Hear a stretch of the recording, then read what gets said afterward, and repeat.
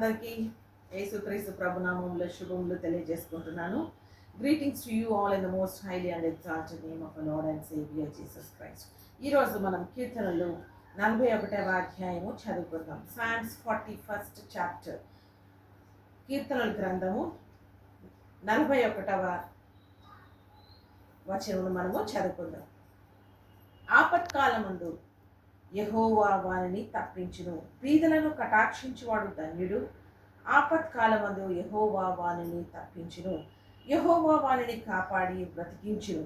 భూమి మీద వాడు ధన్యుడగును, వాని శత్రువుల ఇచ్చకు నీవు వానిని అప్పగింపవు. రోగశయ్య మీద యెహోవా వానిని ఆదరించును, రోగము కలగగా నీవే వానిని స్వస్థపరచుదువు. సో బీదలను ఎవరైతే కటాక్షిస్తే వారిని దేవుడు ఆపత్కాలమందు యెహోవా వానిని తప్పించినడంట. అంటే ఏదైనా శ్రమ కానీ మనకు వస్తున్న పరిస్థితిలో దేవుడు తప్పిస్తాడట. అలాగే యెహోవా వానిని కాపాడి బ్రతికించును, అంటే యాక్సిడెంట్స్ ఏదైనా మన మీదకి వచ్చేటప్పుడు కానీ దేవుడు మనల్ని కాపాడి బ్రతికిస్తాడంట. అంటే మరణము మన మీదికి రాదు. భూమి మీద వాడు ధన్యుడగును, భూమి మీద ధన్యులగునట్లుగా దేవుడు చేస్తాడంట. అలాగే వాని శత్రువుల ఇచ్చకు నీవు వారిని అప్పగింపవు. అంటే ఎవరైనా మనకు విరోధంగా ఏదైనా చేస్తున్నప్పుడు వారికి దేవుడు అప్పగించాడంట. ఎవరైనా బీదలకు సహాయం చేస్తే వారికి.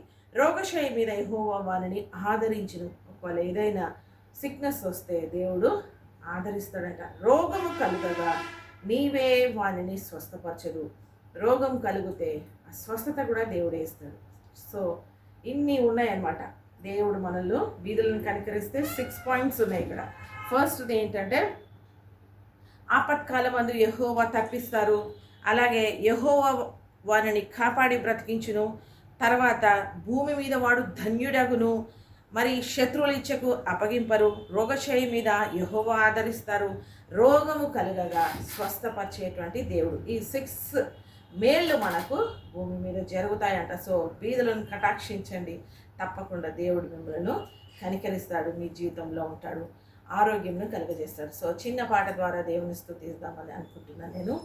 స్వస్థత పరచు యెహోవా నీవే, నీ నన్ను కడుగుము యేసయ్యా, నా ఆరోగ్యం నీవే, ఆదరణ నీవే, ఆనందం నీవేగా. ఆరోగ్యం నీవే, ఆదరణ నీవే, ఆనందం నీవేగా. స్వస్థత పరచు యెహోవా నీవే. సో పరిచేది దేవుడే కాబట్టి ఆ యొక్క స్వస్థత పొందుకోవాలంటే బీదలను ఆదరించండి, కనికరించండి. మనకున్న దాంట్లో బీదలకు సహాయం చేసి మనము దేవుని కనపరుద్దాం. దేవుడు మనకు మంచి ఆయుష్ను, ఆరోగ్యం నుంచి కాపాడతారు. Praise the lord.